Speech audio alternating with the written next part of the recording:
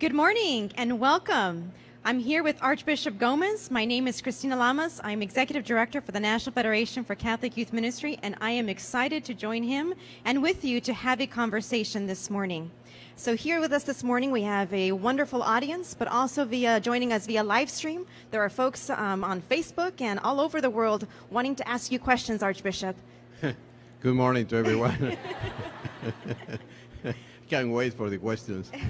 No, it's great to be with all of you today, and especially also people joining us from all over the world. So it's great to be together.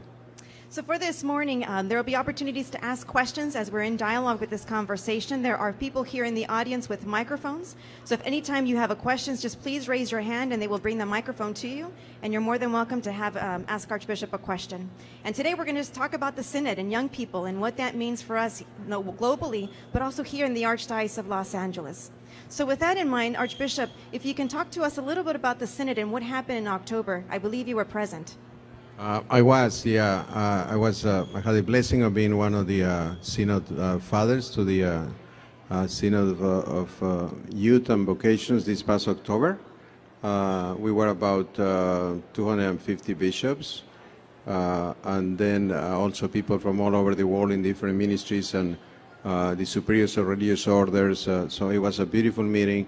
At the Holy See, at the Vatican, and the Holy Father Pope Francis attended most of the general meetings that we had. So it was a little too long. It was like the whole month of October. But it was wonderful, especially to be with our Holy Father Pope Francis and with the bishops from all over the world. I think it was a beautiful experience of, first of all, seeing how important youth ministry and the young people, how important that is for our Holy Father Pope Francis. I think the other experience recently was the World Youth Day in Panama. I couldn't attend it, but I understand that was a beautiful experience.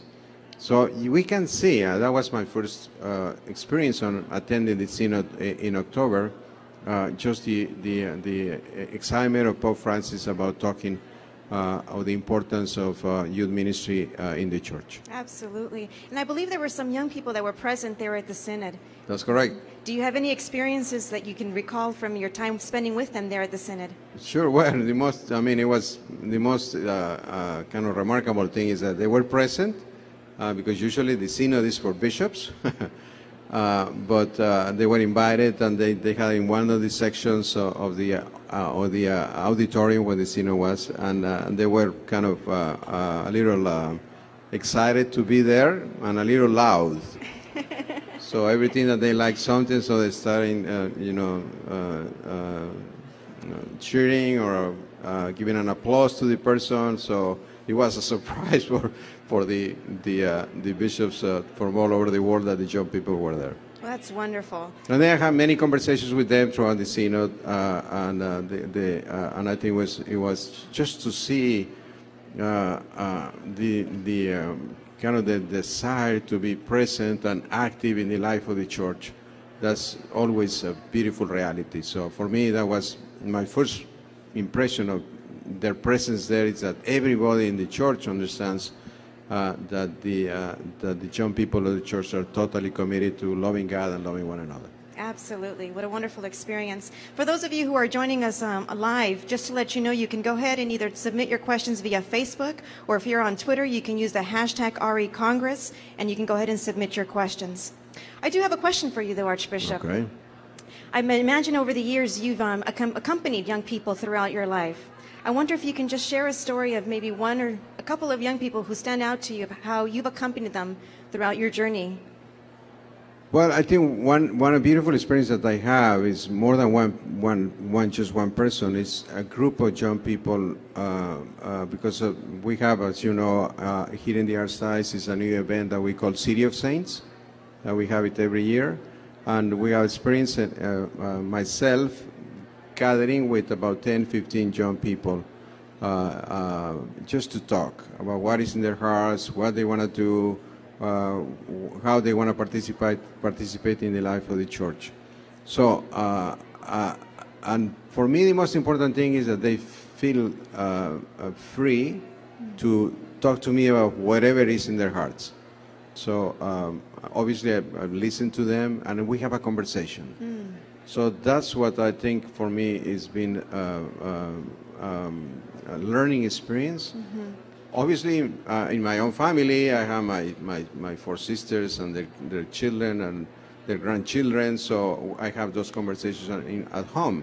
But in the church, I don't think there is a tradition of having this conversation. So for me, it's been an eye-opener and a way to understand better what is it that they need and how we can be present for them. Absolutely. Wondering if there's any questions from the audience that we can begin to take 1 or 2 questions.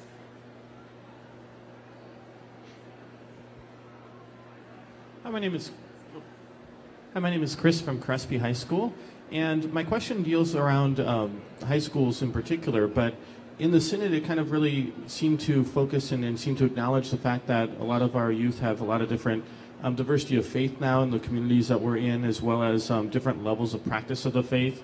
And I know there was a study done about a decade or so ago called Soul Searching, that talks about the American Catholic schools and how we've kind of drifted from our original foundation of catering to those of faith to be more kind of elite academic and athletic powerhouses. And yet we have a beautiful curriculum that was given to us by the bishops, the framework, but at times it can be very Christocentric and very presumptuous of a faith that maybe the kids don't have. So I'm wondering if with the Synod, if there's been kind of a refocus, or if there's going to be a refocus in terms of the Catholic schools and maybe admissions and who how we're trying to serve those kids in the Catholic schools itself. Thank you for your questions. I don't think there is anything too specific in the Synod about Catholic schools. It was mostly about youth ministry in general. But I think a couple of things from the Synod. One was, as I was saying before, that the whole church is more aware of the importance of the participation of the young people in the life of the church. And then the second thing that I think the bishops and the Holy Father are more aware about is the fact that the young generation wants to be more active, more doing things. You know, it's difficult sometimes for them, I guess, to be able to just think of the Catholic faith as a doctrinal matter. They understand that, but at the same time they want to be active.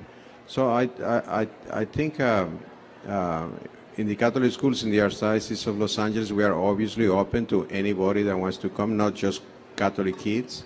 And I think it is important as we reach out to young men and women that are not of our Catholic faith, just to show them that our Catholic faith has a ministry and of going out, as Pope Francis talks about, and it's not just a theory or a doctrinal reality. But I don't think there was anything specific about Catholic schools in the final document of the Synod. Maybe now, as you know, Pope Francis is publishing his apostolic exhortation on the Synod. Actually, it's going to be published this coming Monday, March 25th, the Feast of the Annunciation. So I hope that there is something on Catholic schools there. Speaking of that document, Archbishop, what do we anticipate or expect that document will serve for us as a church as we look towards working with young people?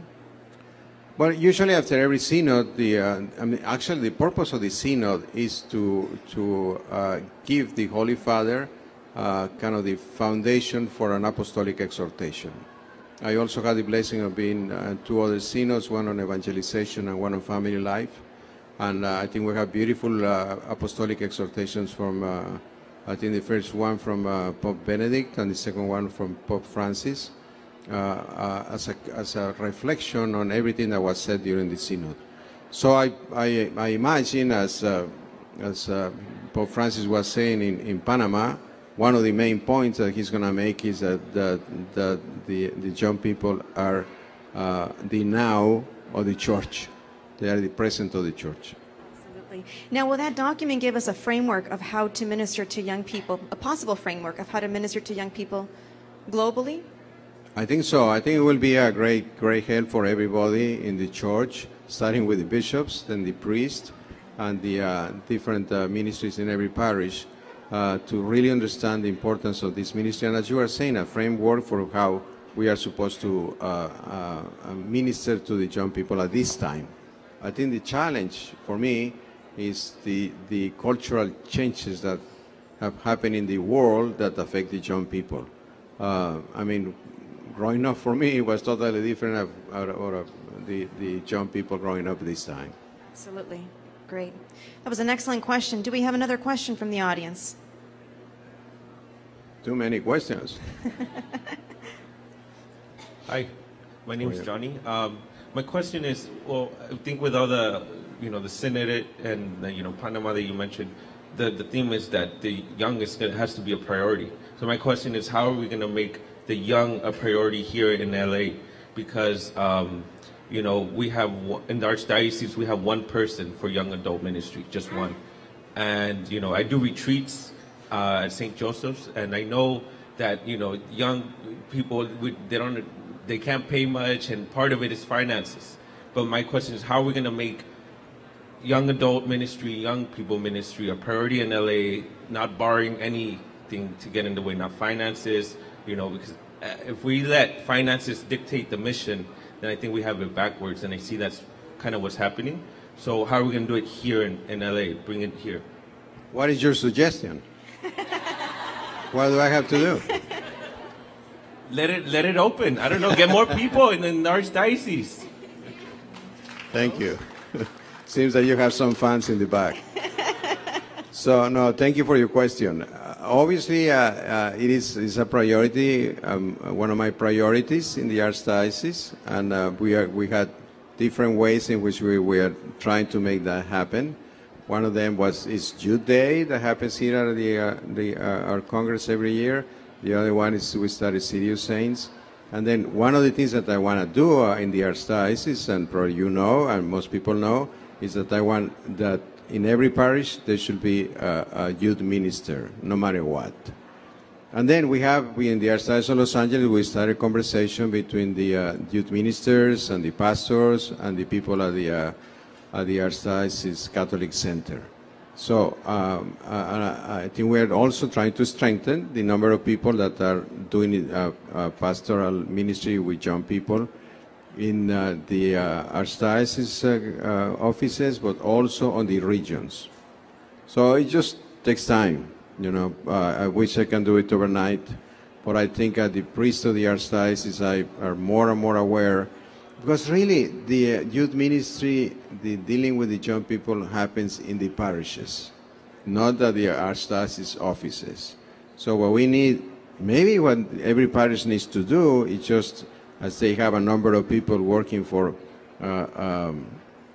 religious education ministry, also have a good number of people forming a committee of young people working in the parish and promoting youth ministry. Because even if we have a big staff at the Archdiocese or a number of people professionally working in the parish, those people need help. And really, it's our church. So I think everybody needs to feel the responsibility of having a strong committee in every parish dedicated to youth ministry. That will be my view for what we have to do. And I agree with you that I think all of us understand the importance of dedicating more time and effort and finances to youth ministry. I don't know if I answered your question, but pray for me. Great question. I saw another hands up in the air.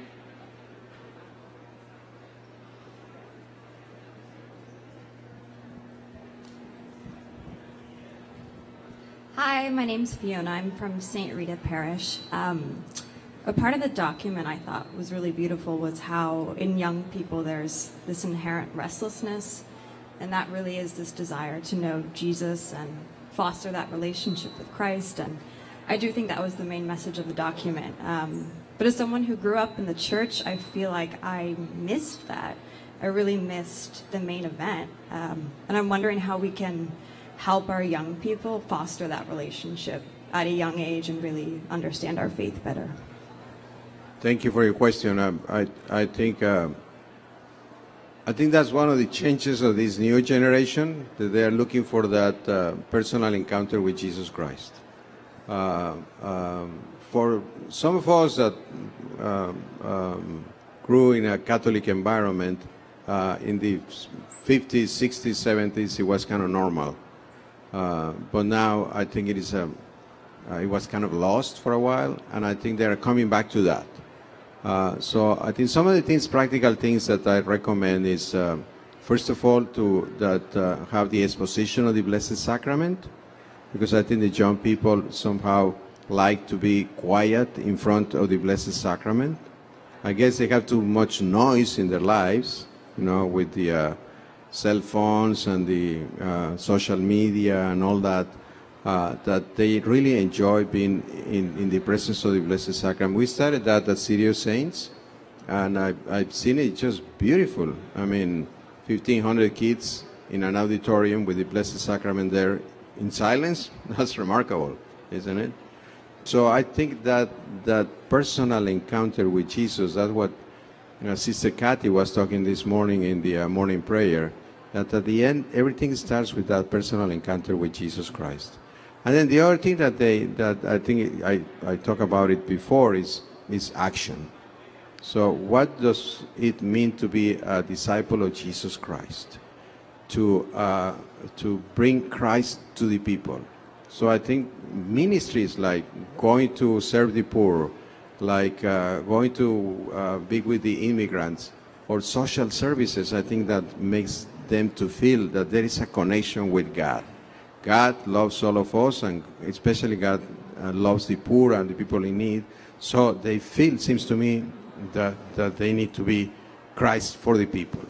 So I think those two things are, obviously the celebration of Holy Mass is very important. And maybe, and now that I'm thinking, is teaching young people how to pray.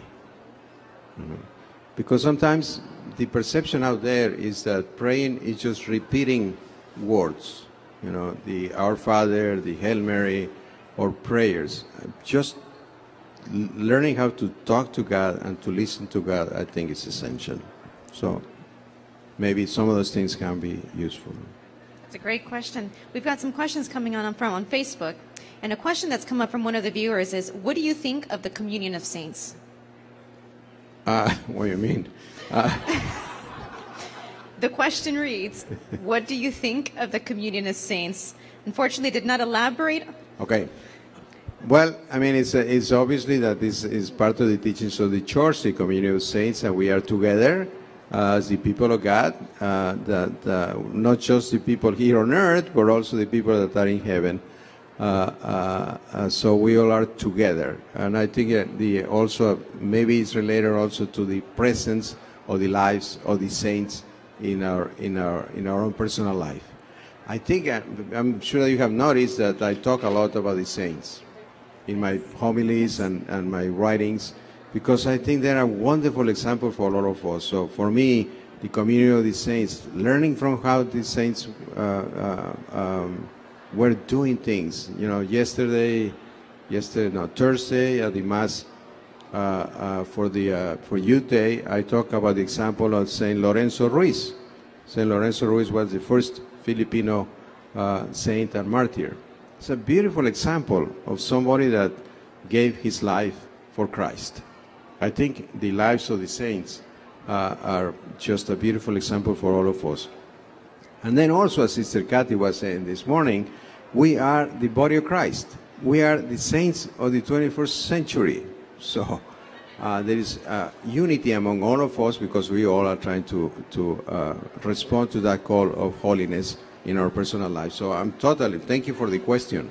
I think it really helps us to be the body of Christ. So on that note, just to follow up, do you have a favorite saint, Archbishop? I have too many. If you had to name one. Well, the first one that comes to mind today is St. Joseph, because that's my saint name. And we just celebrate the feast of St. Joseph. But, obviously I have a great devotion to Mary, our Blessed Mother, especially Our Lady of Guadalupe. I have entrusted my ministry to Our Lady of Guadalupe. But I can think of, I met some saints in my life. I met Saint Jose Maria Escrivá, who was the founder of Opus Dei. I met Saint John Paul II. So at least those two saints are Saint Paul VI also. So those are saints that I pray to them a lot. Wonderful. Thank you. Excellent. Other questions? Hands keep going up. My name is Bob from St. Bernardino of Siena. My question, I work with youth, and I understand the Youth Synod, but I've found in working youth ministry that I get them a couple hours a day, but the family being the primary resource and educator of kids, we sort of neglected them for the last 20 years. And my question is, do you, as the Archbishop here in LA, I've lived in LA all my life, do you have any plans to better emphasize with the parishes? I know the parishes are all autonomous, emphasize to the parishes to do a better job of evangelizing the older. I know we're doing a great job in the youth, thank you, but it's their parents and and some of their grandparents. Right. Thank you for your question. I have a dream, and my dream is that we can make the connection between each one of these sacraments, because we prepare people for marriage, and then we forget about them once that they get married, and we don't talk to them until they have babies. So we prepare for baptism, and then the babies are baptized, and we don't think about them until First Holy Communion. No. So my dream is that in every one of the parishes, somehow they can make the connection between, especially now, because we have the emails of everybody. So, and if we can form small communities, you know, let's think of the people that were married in the year 2018. All of those, if we, in one of the parishes, we form a small community and follow up after they got married, it will be a great blessing for them.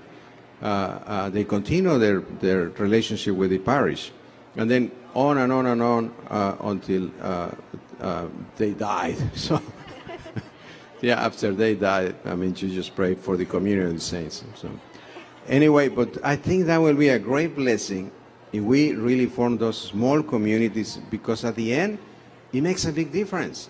Right now, people go to church and nobody says hello to them when they get in. Nobody says goodbye. There is no relationship. There is no community. And keep in mind, as you all know, that Jesus started the church forming a community with the apostles. That's what makes the difference. And the youth ministry forms community. I think it's important for all of us in the parishes. I'm talking to the priest. I know it's a challenge because it's easy for me to talk about it, but I don't have the challenges that every pastor has. But I think religious education people in the parishes should pick it up and say, let's make a community of each one of these groups. It's just an idea, but I think that can help. It's a great idea, and you have a dream. So how can we help you make that dream a reality? Do we need to do a collection or something? No, just pray for it, and we can talk to our pastors and encourage them, and especially to the people in the religious education ministries. I think that will energize the parishes, in my opinion. So. Great. We have another question coming from us from live stream, and the question is about Pope Francis talks a lot about accompaniment. In today's world and the challenges, how then do we accompany the young people in today's world? That's a good question. Obviously, that Pope Francis talks a lot about that, and I think the first thing that we need to is to pray for the young people, because I think it's important for all of us to pray together, and we need the help of the grace of God and the Holy Spirit to be able to make those connections. So that's the first thing, and then the second thing is just to be with them. I think youth ministry mostly is just that. I think I saw it at the NCYC event a couple of years ago. What was it, 25,000 people? 25,000, yes. 25,000 people coming for the NCYC meeting, and every group was a small group, and I think the leaders of each one of the groups accompany the people. I think for parents, it's so essential nowadays to accompany the young people. And I think in our ministries, in each one of the parishes, we have to be there for them. It changed. I mean, it depends on what is the reality of that specific parish. But I think the parents and the sponsors, and even in the religious, in the confirmation program, I think it's important to be talking to them. And you know what? I think what it really makes the difference is to listen to them. You know, because I guess because the internet, social media, the young people feel that everybody's talking to them, and they need to be listened to. So probably a good part of accompanying the young people is just to listen to them. I'm so happy you said that, Archbishop, and I was going to continue to ask questions until we got the listening out of that, because I think you're absolutely correct.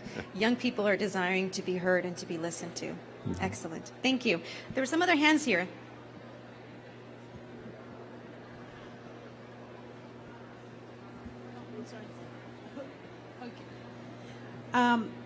Se la voy a hacer en español porque me dijeron que podía hacerle preguntas en español. Leyendo el sínodo leía acerca de escuchar. Mi pregunta para ustedes, dentro de nuestras parroquias, ¿tenemos personas calificadas para poder escuchar a estos jóvenes? Y la otra es el ministerio de confirmación. Podemos ver que llegan bastante adolescentes y sería un momento especial para poder enganchar a esos jóvenes, poderles infundir el amor del Señor y poderles a sí mismo hacerlos comprometer para poder trabajar dentro de nuestras parroquias y poder ver nuestras parroquias con más jóvenes. Porque desafortunadamente en los últimos años hemos notado que quienes realmente están sirviendo no son los jóvenes.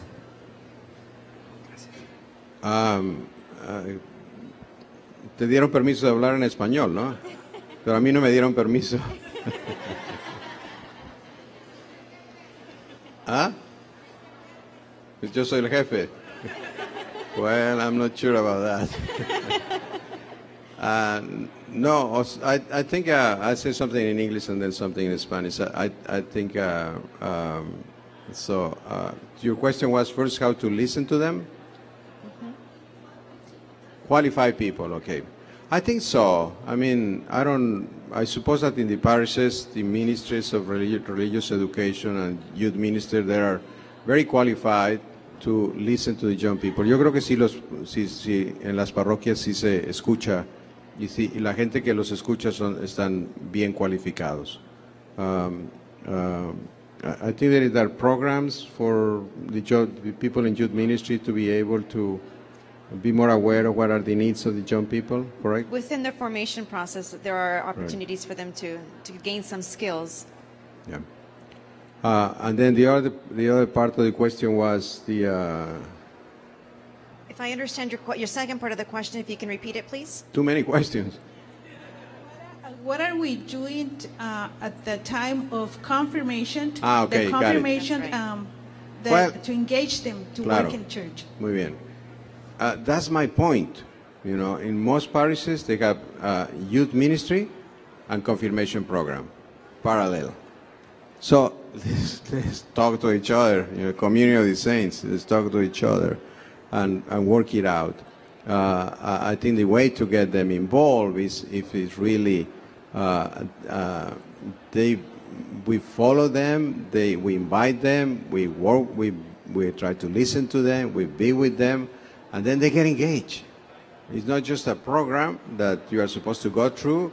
You get your confirmation, your picture with the bishop, and that's it. You know? So, yo creo que eso es lo importante. Lo importante es que en cada una de las parroquias haya unidad en la formación y que se formen pequeñas comunidades. Yo creo que eso es lo esencial y creo que también de esa manera contesto a tu pregunta. Muchas gracias. Thank you. There were some other hands? Hi, my name is Teresa from St. Cyril, and you spoke really good about communities and building communities. Now in youth ministry, I'm seeing that once kids are graduated, they love that attachment to a community, and then there's a community you want to build when they have the marriage encounter, but what can we do as a church to meet them in between that time? Because they still seek and want that community, but it's not available to them right now. Absolutely. I mean, obviously there are two things there. Young adult ministry that should be present in every parish is a challenging sometimes.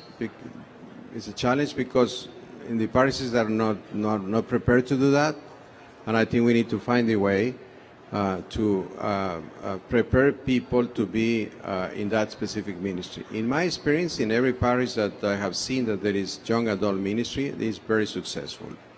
There are just a few parishes. One of them was the Cathedral here in Los Angeles. But it's a challenge because it's a different reality when you're young adults and they are involved in many things, and at the same time they want to be together. So I think personally, I think in the Archdiocese of Los Angeles we need to study the matter and see what is it that we can do in a more organized way to have young adult ministry in the parishes. Then the other challenge that is there after they receive communion is when they go to college.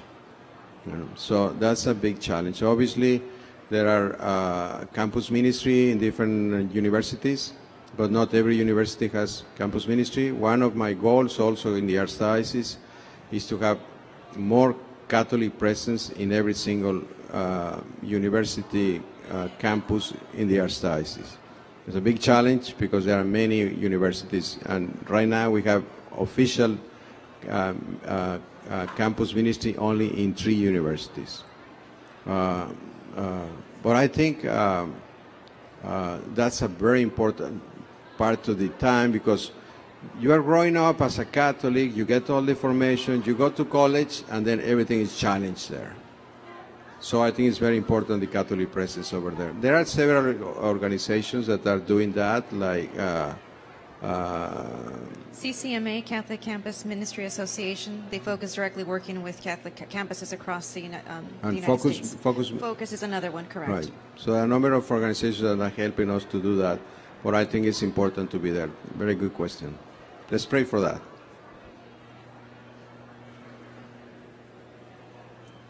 Hi, my name is Alani, and I'm from St. Louis de France Parish, and I had an amazing youth coordinator sitting right up here, Christina Llamas. So thank you. I really enjoy that you're having this. I was invited this week to have this conversation, and I think it's beautiful. And I wanted to challenge that. How do we continue this dialogue? So what's next? As an archdiocese, and specifically I'm in the San Gabriel Pastoral Region, we have leaders meeting together, but I'm wondering on a regional or interregional level, how can we keep these conversations going?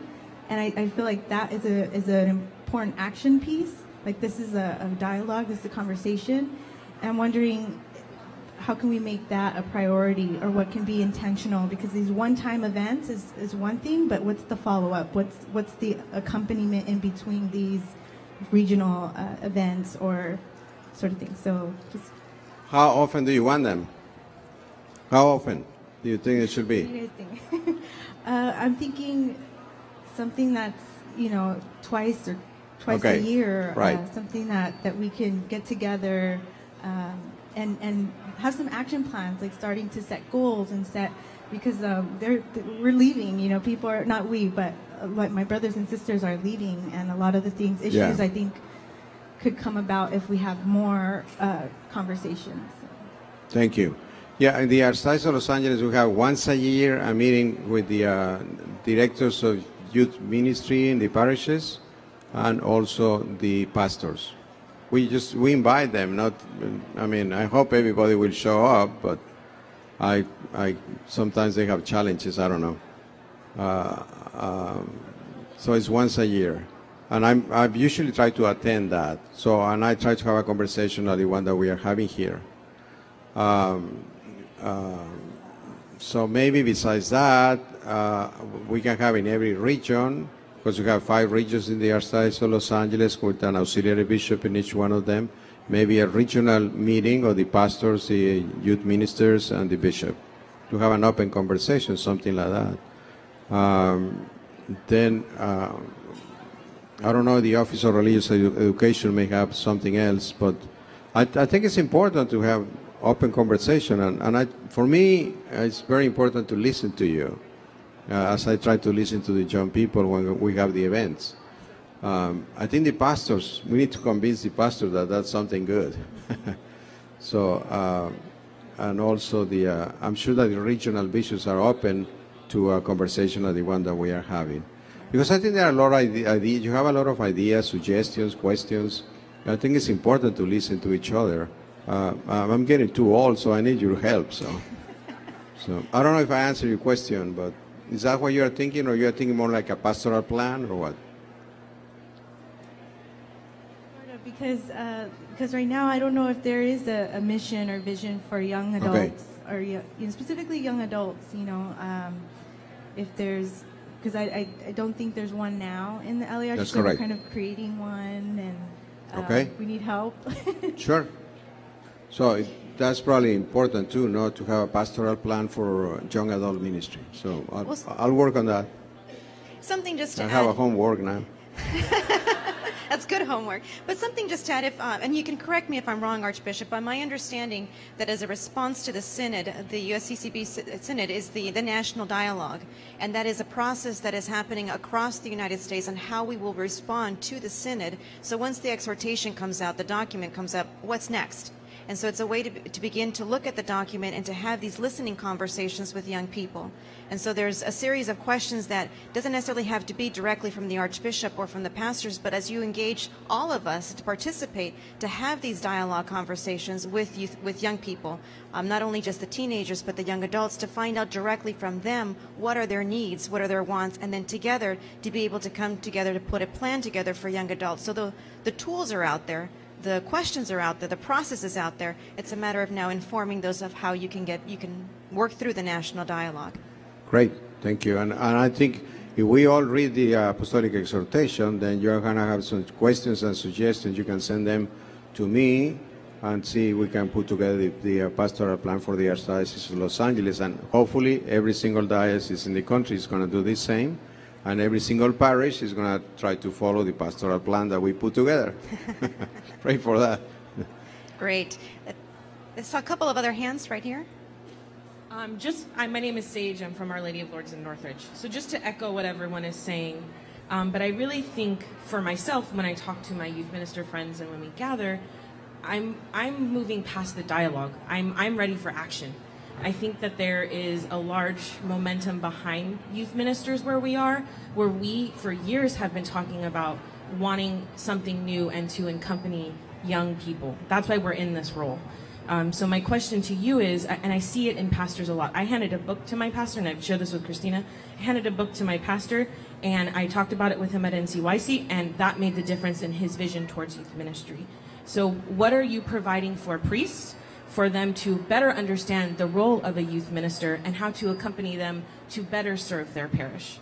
Thank you. What is the book that you gave them? It's by Frank Mercante. I always say his last name wrong. Frank Mercadante, Engaging a New Generation. Great. Thank you. That's a good question. Action. You want action? Yeah. Please. I think, again, the Apostolic Exhortation and the Synod is going to help us to be more specific with the pastors on what to do. So,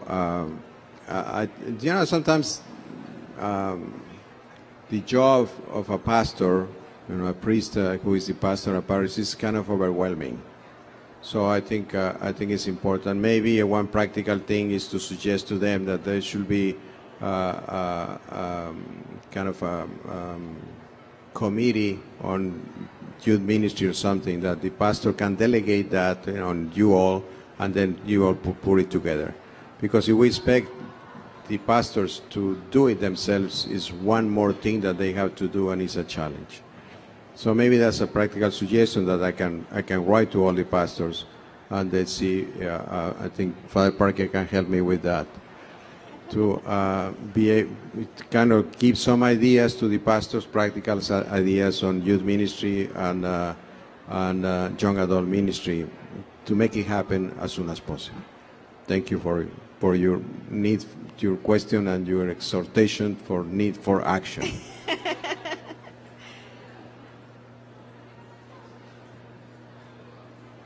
Hi, so my name's Jacqueline, and I'm with Christus Ministries. And so my question is, I know the summary document on the Synod focused a lot on missionaries, synodality, and so I'm intrigued to know what your thoughts are about how we can create these synodal moments, especially in the Archdiocese of Los Angeles, both individually and as communities. How can we create these synodal moments? And maybe even, we tend to work specifically with young adults, so I'd be interested not in just the youth. I know the Synod's focused on 16 to 29, so even in the young adult area, meaning those in college age, past college, young professionals, even young families. Thank you. I think synodality is an important part of the reality of the Church at this time. I think the document on after the Synod explains a little bit what it means, and it's basically collegiality. You know, that we all participate on the process of making a decision. But then obviously in the Church there is a hierarchical structure, and the pastor or the bishop or the pope, they need to listen to everybody and then give direction to the specific ministry that we are talking about. So I think it's essential. I think we already do it in a sense, because we have in every parish there is the parish council. So and also in the archdiocese pastoral council, and there are supposed to be young people in those councils, and those councils are supposed to advise the pastor and then the archbishop, or they are regional pastoral councils for the regional bishops too in the archdiocese. So there is a structure there. Obviously, we need to be more active in doing this process of synodality in specific aspects of the ministry of the Church. You know, it can be for youth ministry, or it can be for ministry to the poor, or different. But at the end, I think what synodality is all about is reminding us that we all are members of the Church. It's the message of the Second Vatican Council that the universal call to holiness. We all are participating. The Church is not just the Church of the Pope or the Church of the Bishop or the Church. We all are the Church. So I think it's important for us to feel that need. The challenge is to come together, to talk about it, to pray about it, and take specific decisions about how to go ahead with the ministry. So I hope we can do it little by little in the archdiocese. I mean, you think about some of the parishes that we are talking about. That's thousands of people, okay? And it's difficult to really have people being consistent in the way they participate in the life of the Church. So I think we need to be a little patient. I think we need to do it. We need to talk to each other. We need to, especially to listen to each other and find a way to make the decisions that we are supposed to make in order to make it happen, as you were saying. So that will be my way of thinking about it. Thank you for your question. We have another question coming up from live stream. Any suggestions on how we can get parents to take their children to Mass? Anybody? I think I think the kids see that the parents are excited about going to church. I remember that my parents took myself and my sisters to church every Sunday, and we were excited about going because I saw them that they wanted to go to church. And I still remember one beautiful moment. That was the first time that they took me to midnight Mass on Christmas Day, Christmas night. We were not supposed to go to midnight Mass until we were 7 or 8 years old. Before that, everybody else went except myself and my younger sister. So when they finally took me to a midnight mass, I was so excited. Just going to mass with my parents for Christmas midnight mass. So I think that would be my advice, but I think parents here may have other ways of encouraging the children to do that. Absolutely, starts with the parents. Thank you. I saw a couple of more hands here in the audience with questions for you. There's a lady in the back. Oh, okay. Good morning, Archbishop. Good morning. I've been privileged to be with the parish St. Rita for the past 8 years, and we actually have two former teenagers and school students who are now playing leadership roles in our parish, a youth minister and a young adult leader. And now we have young women who are college graduates. They want to aspire to see the needs of the church, the vision of the church, and they want to play a leadership role in the future of the church to make this, to help be part of that, contributing to improving the church and guided by the Holy Spirit. Do you see a model in the church where there can be a role for future women leader? For example, do you see more pastoral associates in parishes because pastors can't do it all? Sure, absolutely. You should be here, not me. Absolutely. I mean, I think there are several structures already happening, at least in the Archdiocese of Los Angeles, that women are in positions of leadership in the Archdiocese. So I think we all are the people of God, so we need to work together. I think a specific, there are so many opportunities through the formation programs of the Archdiocese, to administrative programs of the Archdiocese, to the leadership in the Archdiocese, that, I mean, I'm totally open to that. I have 4 sisters myself, so what am I going to do? That's a joke. I'm glad you have a sense of humor there, Archbishop. Other questions?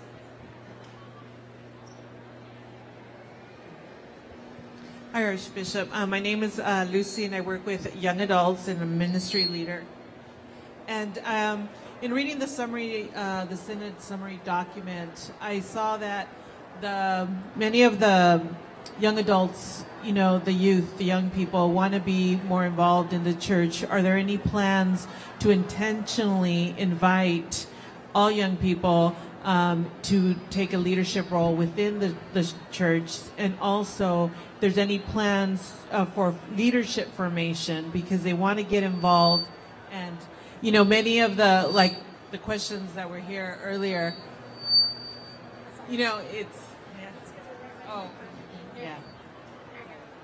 so is there plans to help form the leaders, the young leaders, to take a more active role within their parish communities? There's been great dialogue this morning. They all want to get involved. But what I see from working with young leaders is that they need that formation, to actually initiate, the vision, rather than standing on the sidelines waiting from somebody at the archdiocese level or at the parish level to take that action. But how can we better empower them to be those leaders, to lead these initiatives, as a result from the Synod? Thank you. Father Park, is there any specific programs for leadership for young people right now that you can think of? There are, yes. SAW is one of them, and it's a process that happens. It's sort of like a retreat, and young people who are desiring to be leaders in their parishes and to minister to their peers go through the process and learn skills and get a very clear vision of the mission of evangelization and how to bring that to their peers in the parish. So stay tuned, and I promise there'll be more programs coming from the Archdiocese to form young people. Thank you, Father Parker. I think that answered your question. Okay. Yeah, we are working on that, so I agree. It's very important to keep that formation, especially to young people that are interested. Archbishop, we have time for one more question, and then we'll need to wrap this up. So okay. We'll take one more question from the audience.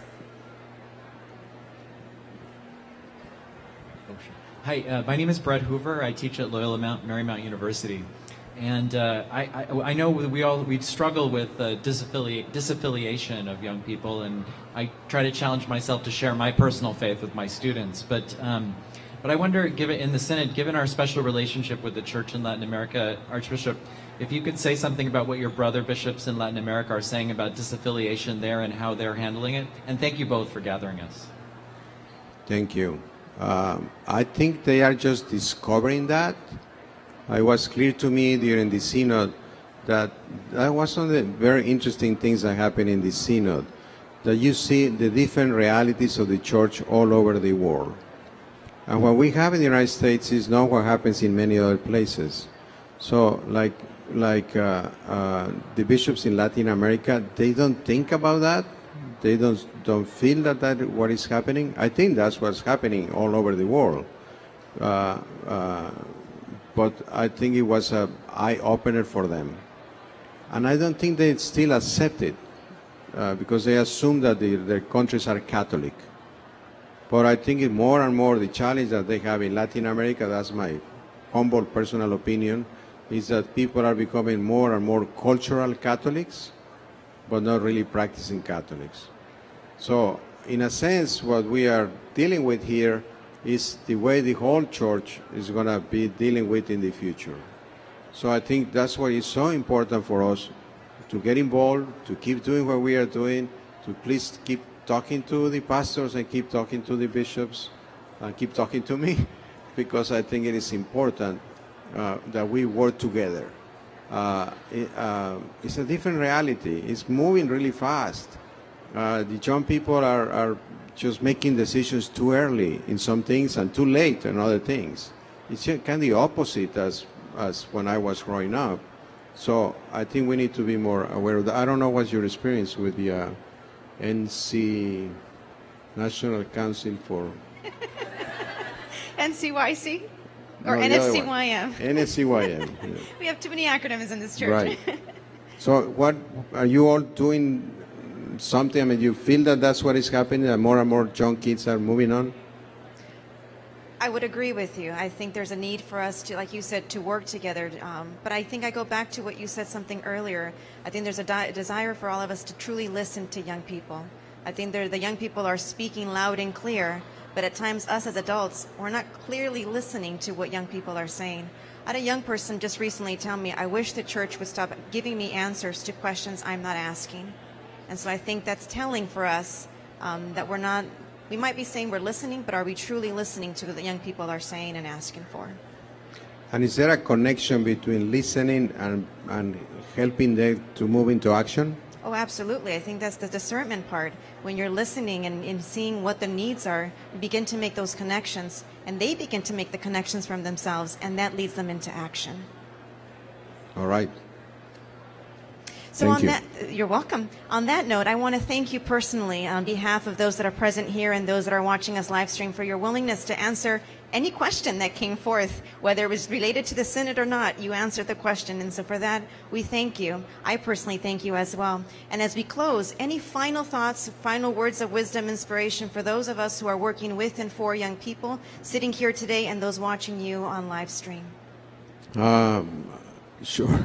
I think the most important thing is that we all need to understand that and feel the presence of God in our lives. This is not just some social community or social action that we are talking about. We are talking about God who is present in our lives and helping people to discover the presence of God in their lives. Together with that is that we have to be really excited about what is happening at this time in our ministries.